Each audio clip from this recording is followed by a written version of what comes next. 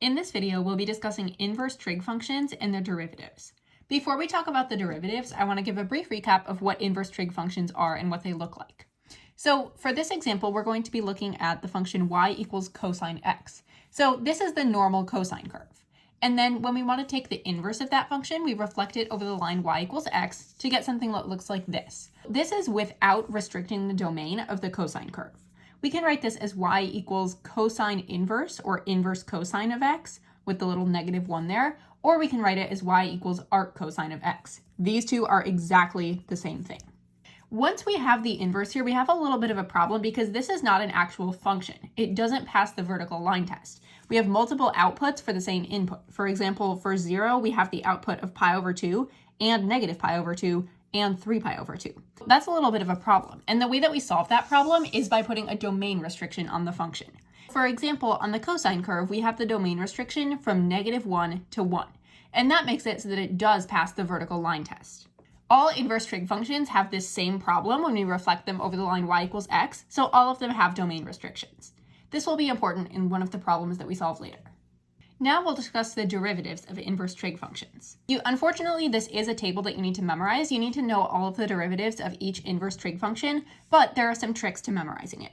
For example, if you just know these three, then you're going to know these, because if we look at the derivative of inverse sine of u, that's 1 over rad 1 minus u squared times du over dx. And then when we go to cosine, so once you've added the co in front of it, like we have sine, cosine, then it just becomes negative. Same with arctan. The arctan derivative is 1 over 1 plus u squared times du over dx. And then when we have arccotan, so once we've added the co in front of it, then we just have a negative here. And the same rule applies for secant. All of these rules assume that we have arcsine of something, or like arctan of something, and maybe not just x, like maybe we have 5x, like down here, or maybe -6x squared plus 5x. So that's why it first has you take this, and then it says times the derivative of u with respect to x. So that's this is like part of the chain rule. This is the derivative of inverse sine of x, and then we multiply it by the derivative of what was on the inside to make sure that we're following the chain rule.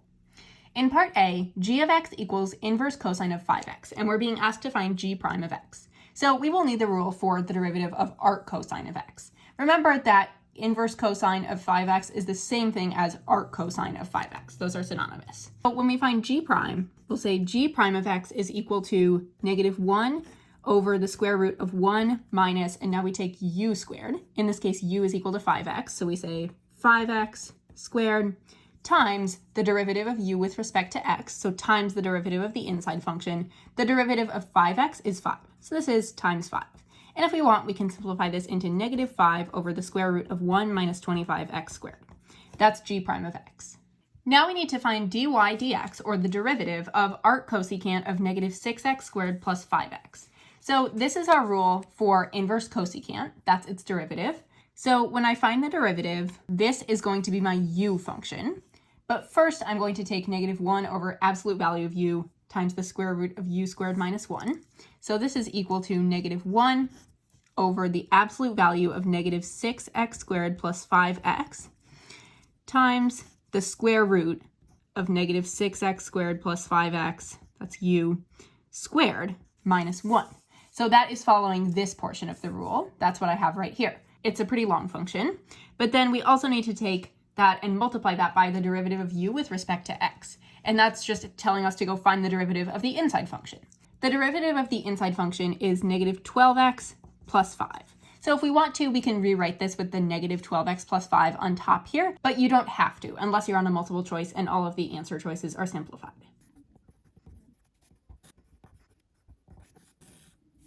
In part C, I'm going to follow my rule for the inverse sine derivative, and I'm going to keep in mind that 2 is my constant multiplier on the outside of the function, and u in this case is equal to x over 3. So y prime is going to be equal to 2 times 1 over the square root of 1 minus u squared, and in this case u is x over 3, times the derivative of u with respect to x. So now I just take this derivative. And x over 3 is equal to 1/3 x, and the derivative of 1/3 x is 1/3. Now I'm just going to clean this up a little bit. Now, if I want to simplify this function more, or if none of my answer choices are matching this, one way that you can do that is to bring the 3 back under the rad. So if we pulled out a 3 at some point from the rad, we must have had to multiply all of this stuff inside the radical by 9 in order to be able to pull out the 3.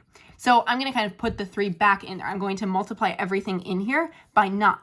So it's going to be 2 over the square root of 9 minus x squared. That's another way that we can write y prime. Find the slope of the line tangent to the graph of f of x at x equals pi over 2 if f of x equals 6 arctan of 2x. Arctan is the same thing as the inverse tan function. And when it's asking us to find the slope of the line tangent to the graph, that just means find the derivative at x equals pi over 2. So we're just being asked to find f prime of pi over 2.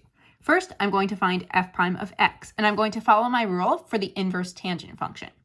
And 6 is my constant multiplier, so it's going to be 6 times 1 over 1 plus u squared, and in this case, u is 2x, so it'll be 2x squared.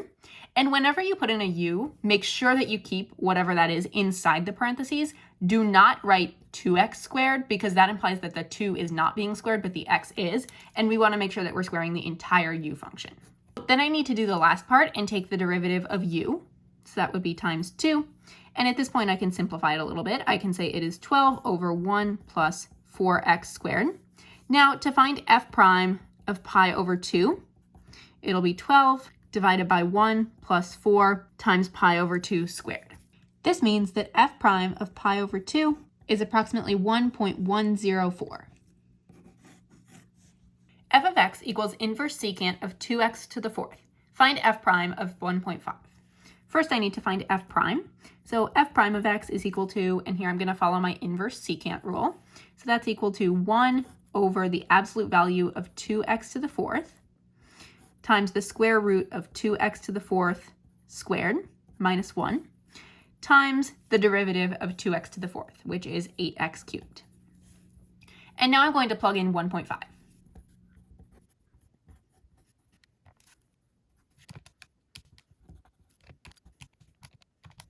This is equal to approximately 0.265, and that is f prime of 1.5. Write the equation of the line tangent to y equals 2 arctan of x at x equals -1.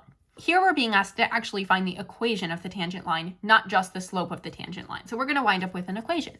But in order to write the equation, we need a point and a slope. To get the slope, we're going to have to use our derivative rules, because that's going to tell us the slope of the tangent line. So here we are talking about arctan of x, or inverse tan of x. So when I write my derivative, I'm going to use this rule.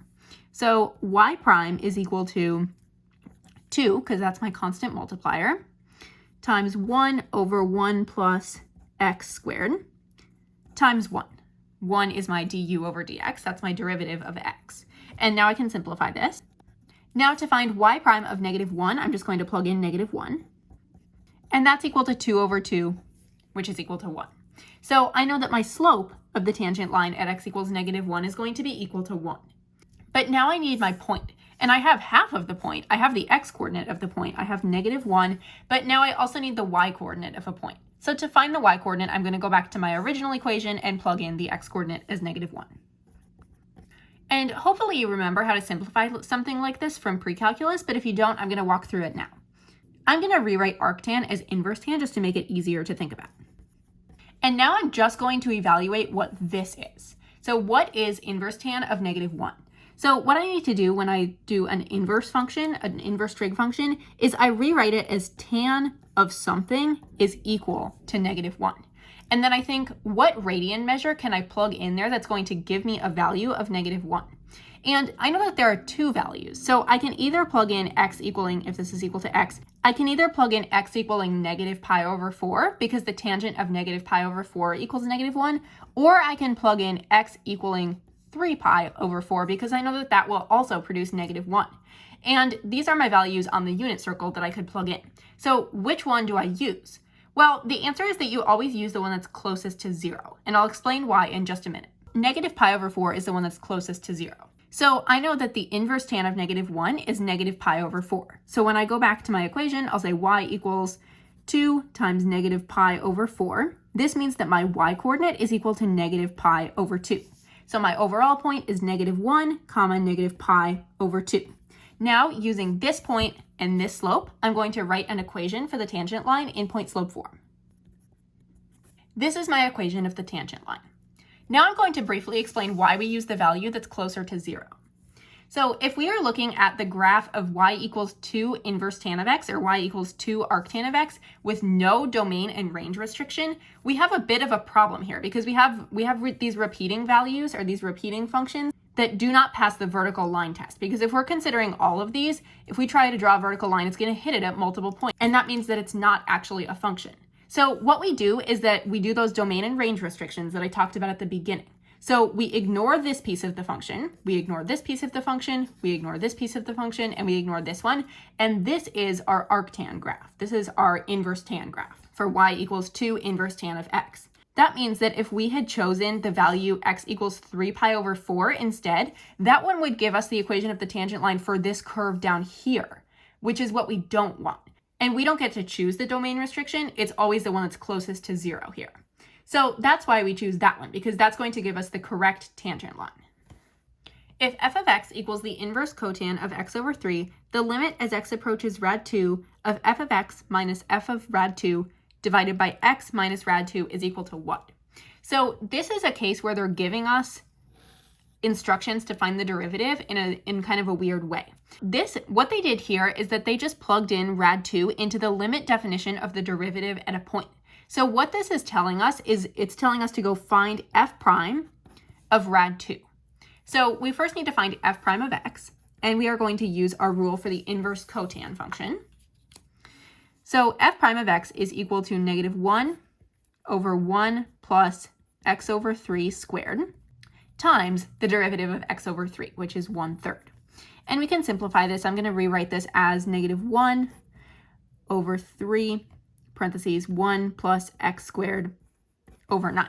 And if I want to, I can simplify even more. But what I actually have to do here is just go plug in rad 2. So this is f prime of x.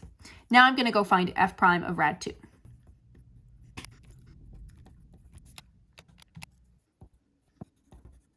F prime of rad 2 is equal to negative 0.273.